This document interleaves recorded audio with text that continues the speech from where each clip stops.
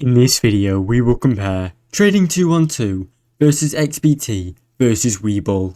Trading 212 is a commission-free platform popular in Europe, offering access to a wide range of global stocks, ETFs and fractional shares.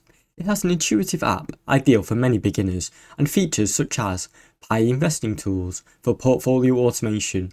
There is also a no minimum deposit for the investment account, so users can trade CDFs on a separate account. However, while it's great for beginners, its research tools are lacking and charting capabilities are very basic for advanced traders. CFD trading carries high risk and can be very confusing due to its leverage. Also, customer service can be slow and there's a limited access to advanced order types or in-depth analysis. XBT. XBT is known for its most powerful CFD and forex trading platform, offering a competitive spread, fast execution and robust educational resources. Is very well suited for active traders, offering commission-free stocks and ETF investing up to a month threshold. The platform also has a strong market analysis and tools. However, XBT focuses heavily on CDFs and does not suit passive, long-term investors due to its high risk and complexity.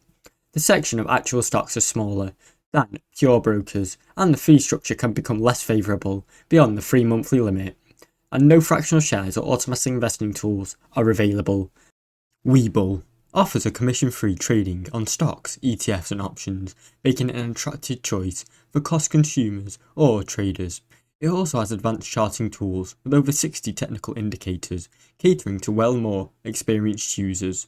The platform also supports fractional shares, trading at a minimum of $0 deposit, which increases the accessibility for many beginners.